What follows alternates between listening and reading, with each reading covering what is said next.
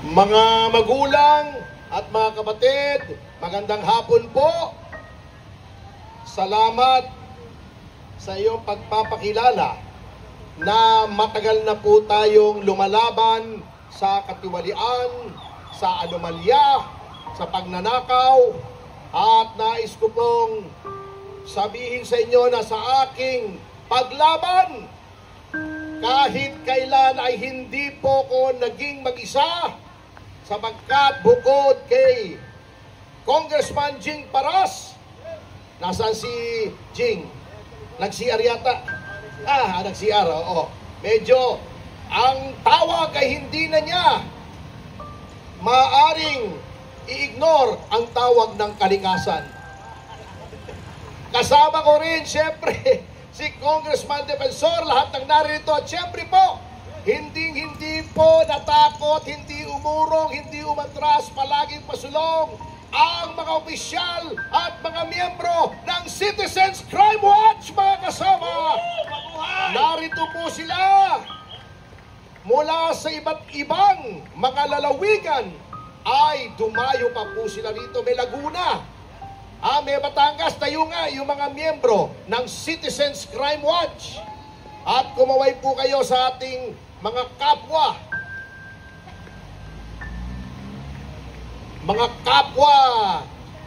kawal na nagtatanggol sa mga Pilipino. Alam niyo po, nasabi na ng mga dating mga nagsalita, yung sa flood control, yung sa PDIC. Ngunit alam nyo, marami pa pong kalokohan itong gobyernong ito.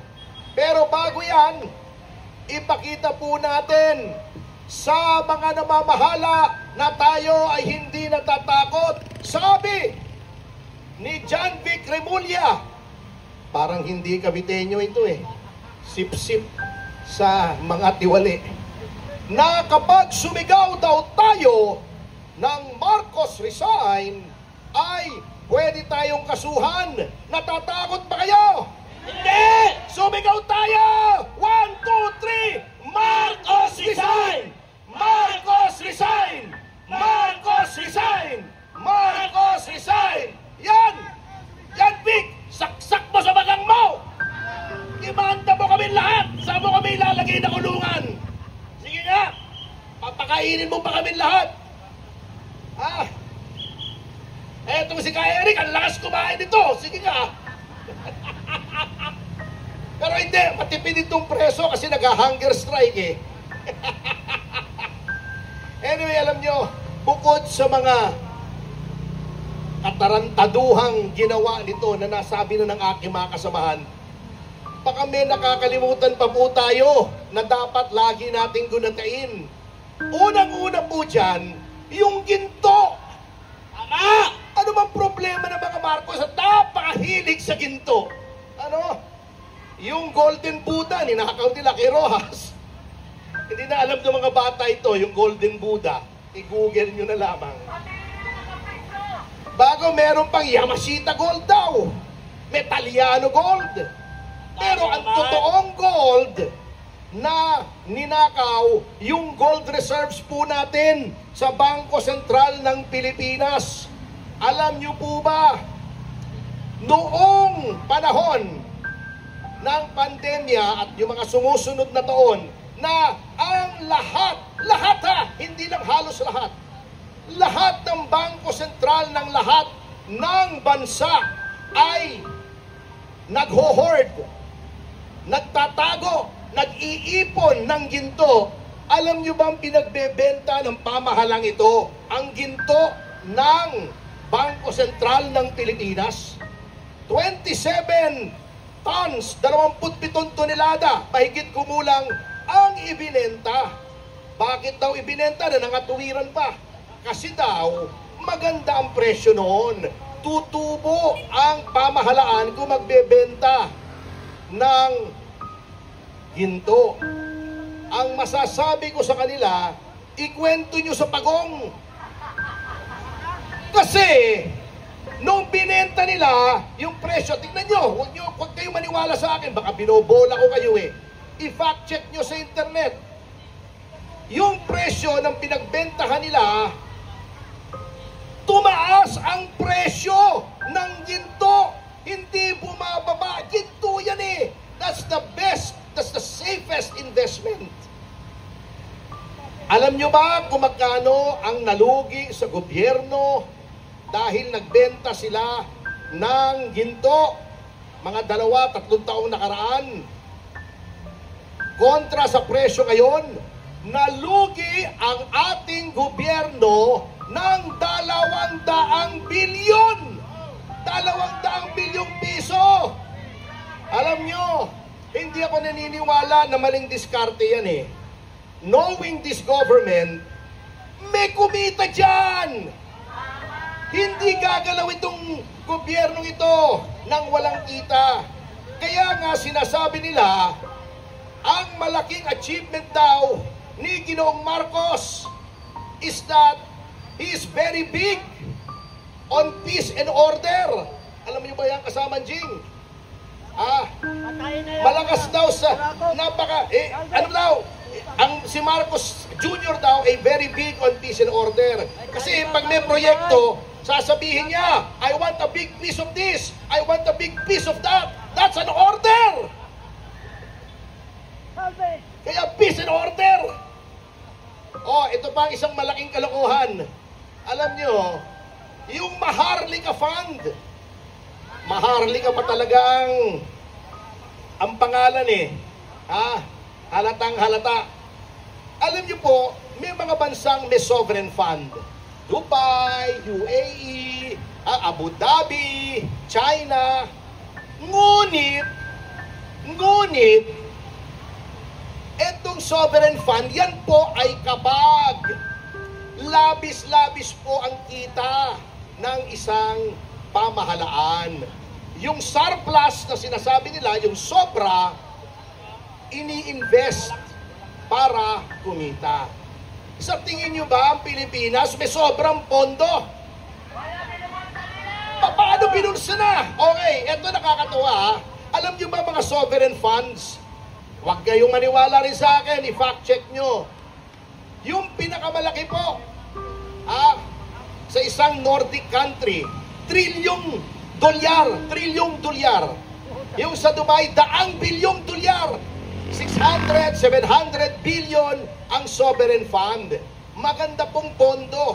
Alam nyo ba kung magkano lamang ang sovereign fund natin sa US dollars? Nakakahiya partner, barya. 2.26 billion dollars lang. Kulelat halos tayo sa sovereign fund. Anong ibig sabihin? Maliit kung sovereign fund, malaki kung sa kitahan. Because that is 100. Yung 2.26 billion dollars, malaki po yun sa pesos. Nakita naman natin ang resulta niyan. Anong naging resulta niyang sovereign fund na yan? Yun. Yung bata nila, sinuweldohan nila ng 2 milyon isang buwan. Yung pangulo pa lang ng Maharlika Fund. Yung iba pang tauhan, yung opisina pa. Ngayon, sinasabi na wala naman nangyayari. Anong ginawa sa sovereign fund?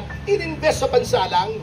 Worse, kinuha pa sa mga government banks, sa land bank, sa Coco Bank, na dapat pinauutang sa mga magsasaka, sa mga maliliit na negosyante, inalagay sa Maharlika Fund yung bilyon-bilyon na sila ang nagmamanage. Buti na nga, may mga pumiyok. Kukunin pa ba tayo sa SSS at sa GSIS? Akalain niyo yun, pati pensyon ng pribadong sektor at ng gobyerno, yung mga empleyado ng gobyerno, gusto pang kurakutin. Buti may pumiyok. Yan po dalawang yan na hindi natin dapat malimutan kasi kasama sa flood control, nakikita nyo na po ang trend ng gobyernong ito na lahat ng kilos kailangan may kita, may kurakot, di ba? Grabe. Oo, kaya nga sabi, yung karamihan daw ng mga kongresista, mga kasamahan ni Jing at ni Mike, nag-iba na. Di ba si Gibo naging Maltese? Di ba yung Maltese, aso yun? May aso akong Maltese eh. Alam nyo, nag-iba na daw ng nasyonalidad. Mga Canadian. Kanadito, Canadian. Tama! Ay, nako. Huwag na natin pong kalilimutan bukod sa flood control, lahat ng anomalya nandiyan na. At yung ginagawa sa flood control, tama yung mga kasamahan namin, ay pinagtatakpan lang, niloloko lang tayo, minomoro-moro lang tayo. Yung ICI, wala yan! Tama! Meron pa namang independent commission, laging buntot. Yung alter ego ng presidente, si Vince Dizon. Tama! Paano naging independent yan? Meron bang independent commission ang hihiram ng piskal sa DOJ? Niloloko lang tayo! Paano naging independent yan? Ang problema po, dahil hawak nila ang ninakaw nila, billion, hundreds of billions, ginagamit po nila yan para mabili ang katapatan ng mga sektor ng ating lipunan para hindi maging widespread, kinokontrol ang media, tinatakot tayo, ha? Lahat sinusubukan nilang bilhin. Kaya bilang pagtatapos po, para sa akin, sa ngayon ha, pero alam nyo, huwag tayong tumigil kahit mga ganitong mga maliliit na mga pagtitipon ay papalaki po ng papalaki yan. Hayaan nyo lang, magtyaga lang tayong ipaliwanag sa ating mga kababayan ang nangyayari. Ngunit sa ngayon, ipasa Diyos na lang natin yan mga kasama. Nasa ba si Victor? Victor, kunin mo nga yung ating tarpaulin dito at dito ka. At aanyayahan ko na lamang po kayong manalangin muna at iangat na lang natin sa Panginoong Diyos ang katarungan na nais nating makamtan sa pamamagitan ng panalangin na galing po sa Biblia. Ito po ay galing sa Biblia. Ito po ay hindi po kami nagsabi.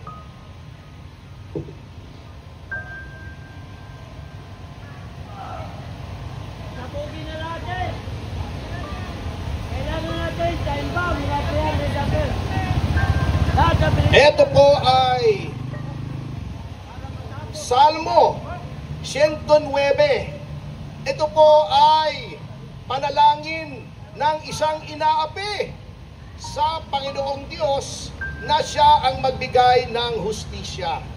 Ito po ang ating ipanalangin. Lahat tayo sabay-sabay, kada umaga, tanghali o gabi, kahit isang beses isang araw, ipanalangin po natin to. At ako'y nananalig na maririnig po ang ating panalangin. Ito po ang panalangin sa Salmo 109. O Diyos na aking pinapupurihan, dingginin niyo ang aking panawagan. Dahil ako'y pinagbibintangan ng mga sinungaling at masamang tao, nagsasalita sila ng kasinungalingan laban sa akin. Sinisiraan nila ako at sinusugod ng walang dahilan. Kahit nakikipagkaibigan ako sa kanila, ay kinakalaban pa rin nila ako. Ngunit ipinapanalangin ko pa rin sila. Sa kabutihang ginagawa ko sa kanila, masama ang iginaganti nila. At sa aking pag-ibig, ibinabalik nila'y galit. Sinasabi nila, maghanap tayo ng masamang tao na kakalaban sa kanya at magsampa ng kaso sa hukuman laban sa kanya. At kapag hinatulan na siya, lumabas sana na siya ay may kasalanan at ituring din na kasalanan ang kanyang mga panalangin. Mamatay na sana siya agad! At ibigay na lang sa iba ang katungkulan niya. At nang maulila ang kanyang mga anak at mabiyuda ang kanyang asawa, maging palaboy sana at mamalimos ang kanyang mga anak at palayasin sila kahit na sa kanilang kinibang tahanan. Amen. Kunin sana ng kanyang pinagkakautangan ng kanyang mga ari-arian at agawin ng dayuhan ang kanyang pinaghirapan. Wala sanang maawa sa kanya at sa mga naulila niyang mga anak kapag namatay na siya. Mamatay ay sana ang kanyang mga angkan Amen. upang sila'y makalimutan na ng susunod na salinlahi. Amen. Huwag sanang patawarin at kalimutan ng Panginoon ang mga kasalanan ng kanyang mga magulang at mga ninuno at lubusan na sana silang makalimutan sa mundo. Hindi po ako nagsasabi niyan, hindi tayo nagsasabi niyan. Yan ang hilingin natin sa Panginoon upang tayo ay magkaroon ng katarungan. Maraming salamat po. God bless the Philippines. Mabuhay po kayo at lahat ng ugat sa inyong katawan.